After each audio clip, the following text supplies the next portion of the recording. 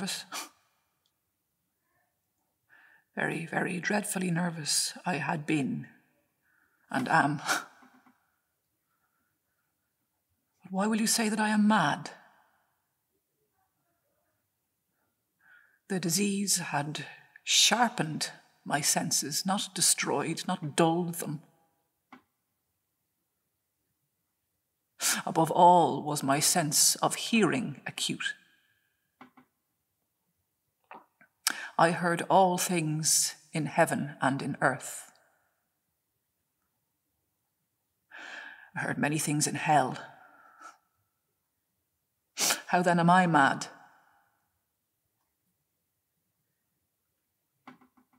Hearken and observe how healthily, how calmly I can tell you the whole story.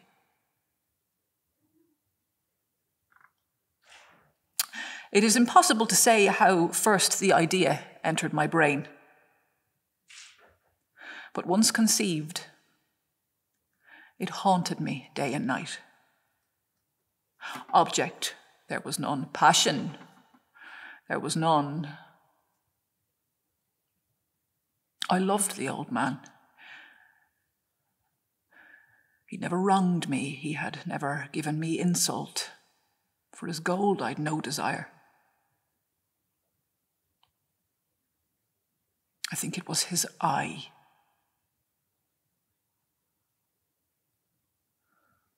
Yes, it was this. He had the eye of a vulture,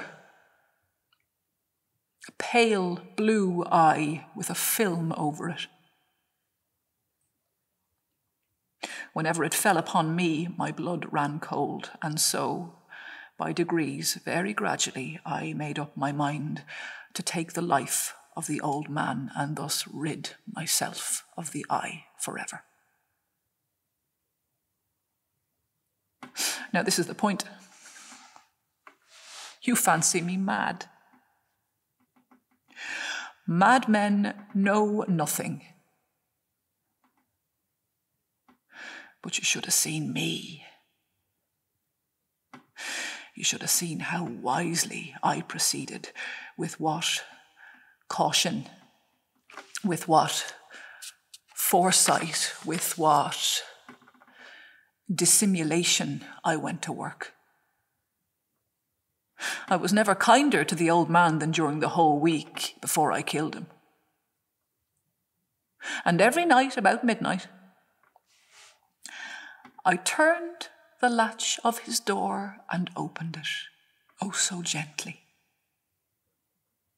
And then when I had made an opening sufficient for my head, I put in a dark lantern, all closed so that no light shone out, and then I thrust my head in.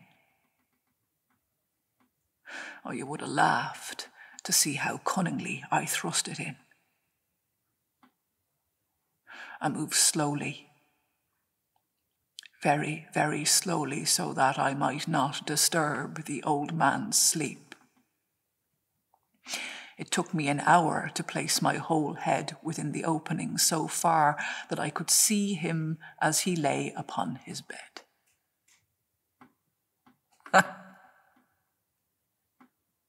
Would a madman have been so wise as this?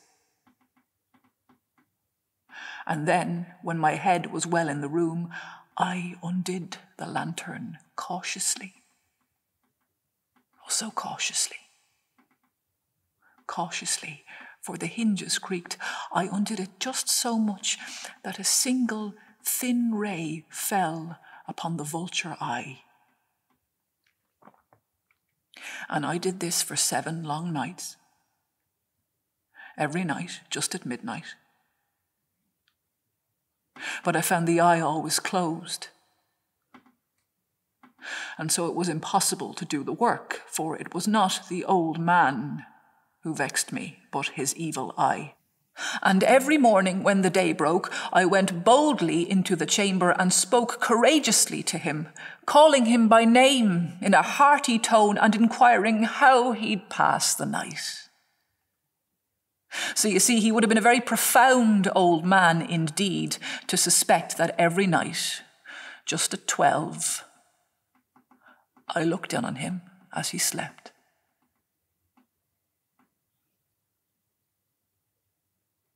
Upon the 8th night, I was more than usually cautious in opening the door. A watch's minute hand moves more quickly than did mine. Never before that night had I felt the extent of my own powers, of my sagacity. I could scarcely contain my feelings of triumph to think that there I was, opening the door little by little, and he not even to dream of my secret deeds or thoughts. I fairly chuckled at the idea, and perhaps he heard me, for he moved on the bed suddenly as if startled. Now you may think that I drew back, but no. His room was as black as pitch with the thick darkness, for the shutters were close-fastened through fear of robbers. And so I knew that he could not see the opening of the door, and I kept pushing it on steadily. Steadily. I had my head in and was about to open the lantern when my thumb slipped upon the tin fastening, and the old man sprang up in bed, crying out, "Who's there?" I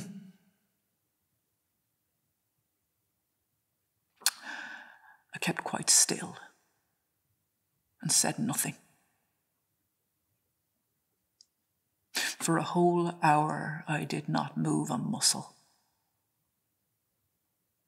And in the meantime I did not hear him lie down. He was still sitting up in the bed, listening, just as I have done night after night, hearkening to the death watches in the wall. And presently I heard a slight groan, and I knew it was the groan of mortal terror. It was not a groan of pain, of grief, oh no. It was the low, stifled sound that arises from the bottom of the soul when overcharged with awe. I know the sound well. Many a night, just at midnight, when all the world slept, it has welled up from my own bosom, deepening with its dreadful echo the terrors that distracted me. I say I knew it well. I knew what the old man felt and pitied him, although I chuckled at heart. I knew that he had been lying awake ever since the first slight noise when he had turned in the bed. His fears had been ever since growing upon him. He'd been trying to fancy them causeless, but could not. He'd been saying to himself, "It is nothing but the wind in the chimney. It is only a mouse crossing the floor, or it is merely a cricket which has made a single chirp." Yes, he'd been trying to comfort himself with these suppositions, but he had found all in vain. All in vain, because death, in approaching him, had stalked with his black shadow before him and enveloped the victim. And it was the mournful influence of the unperceived shadow that caused him to feel, although he neither saw or heard, to feel the presence of my head within the room.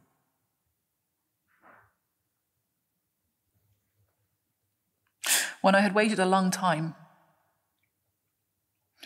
very patiently, without hearing him lie down, I resolved to open a very, very little crevice in the lantern.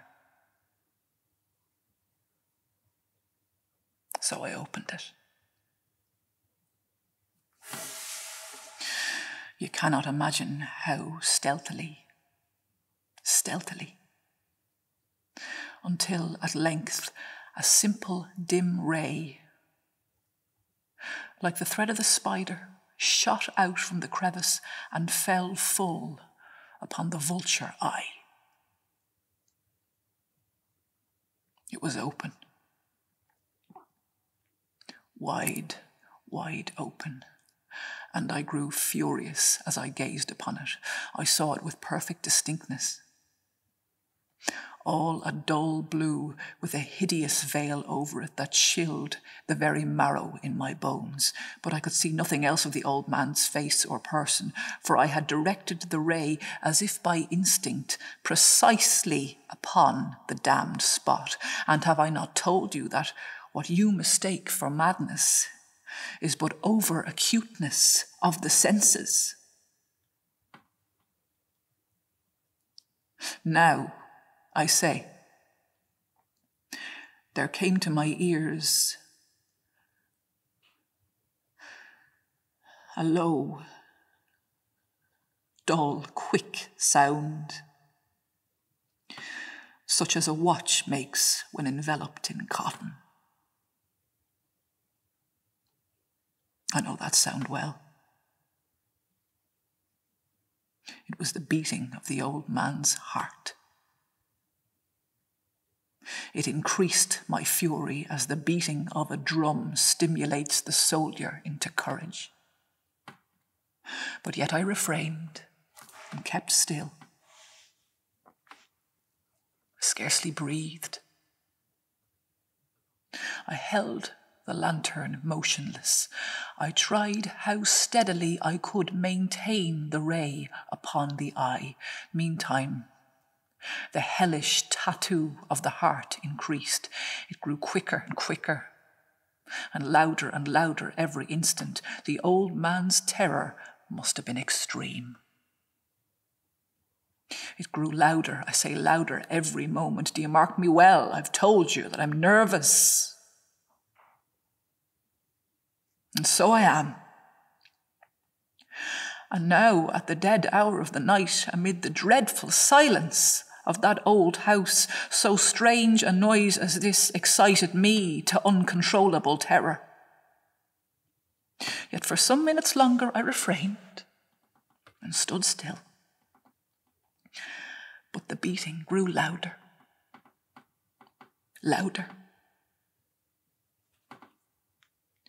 I thought the heart must burst. And now a new anxiety seized me. The sound would be heard by a neighbour. The old man's hour had come. With a loud yell, I threw open the lantern and leaped into the room. He shrieked once only. In an instant, I dragged him to the floor and pulled the heavy bed over him. I then smiled gaily to find the deed so far done. But for many minutes the heart beat on with a muffled sound. This, however, did not vex me. It did not be heard through the wall.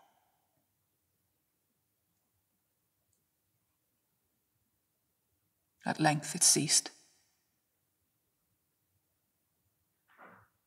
The old man was dead.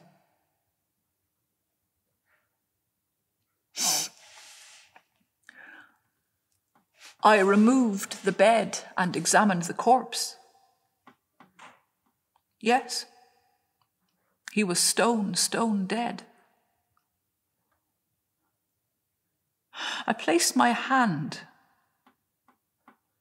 upon the heart and held it there for many minutes.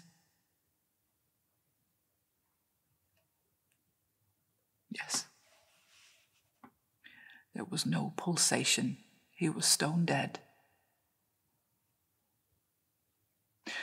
His eye would trouble me no more.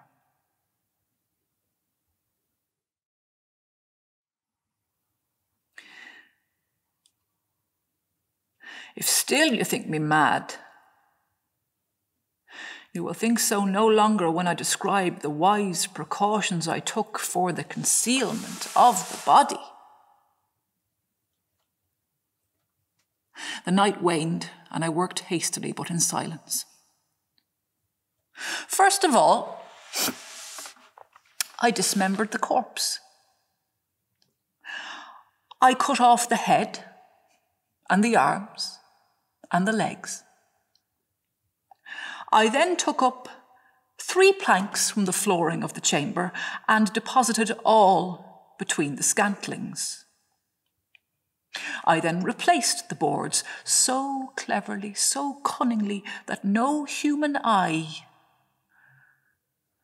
not even his, could have detected anything wrong. There was nothing to wash out, no stain of any kind, no blood spot whatever. I'd been too wary for that. A tub had caught all.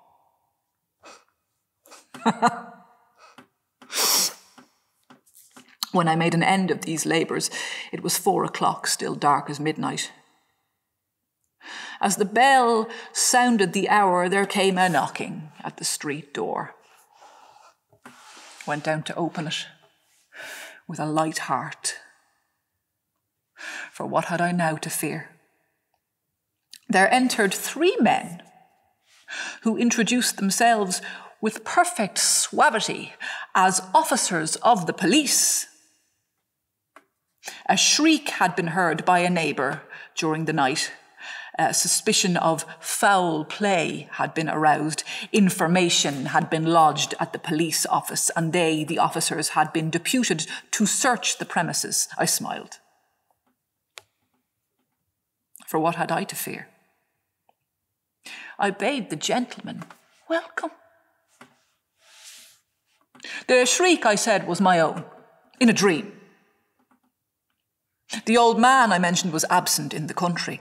I took my visitors all over the house. I bade them search well. I led them at length to his chamber. Showed them his treasures, secure, undisturbed. In the enthusiasm of my confidence, I brought chairs into the room and desired them here to rest from their fatigues, while I myself, in the wild audacity of my perfect triumph, placed my own seat upon the very spot beneath which reposed the corpse of the victim. The officers were satisfied. My manner had convinced them.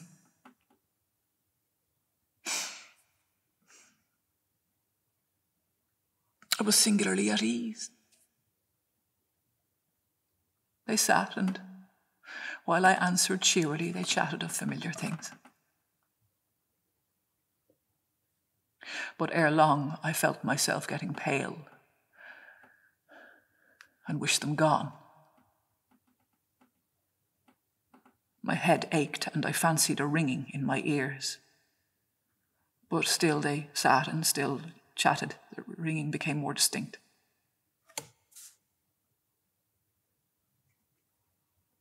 It continued and became more distinct. I talked more freely to get rid of the feeling. But it continued and gained definiteness until at length I found that the noise was not within my ears.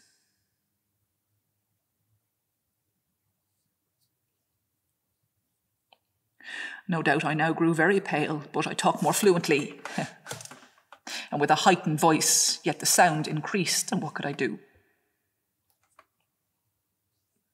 It was a low, dull, quick sound. much such a sound as a watch makes when enveloped in cotton. I gasped for breath, and yet the officers heard it not. I talked more quickly, more vehemently, but the noise steadily increased. I arose and argued about trifles in a high key and with violent gesticulations, but the noise steadily increased. Would they not be gone? I paced the floor to and fro with heavy strides, as if excited to fury by the observations of the men, but the noise steadily increased. Ah, God, what could I do? I foamed. I raved, I swore. I swung the chair upon which I had been sitting and grated it upon the boards. But the noise arose over all and continually increased. It grew louder, louder, louder, and still the men chatted pleasantly and smiled. Was it possible they heard it not? Almighty God, no, no! They heard. They suspected. They knew. They were making a mockery of my horror. This I thought, and this I think. But anything was better than this agony. Anything was more tolerable than this derision. I could bear those hypocritical smiles no longer. I felt that I must scream or die. And now again, hark, louder, louder, louder, louder, villains! I shrieked. Dissemble no more. I admit the deed. Tear up the floorboards, here, here. It is the beating of his hideous heart.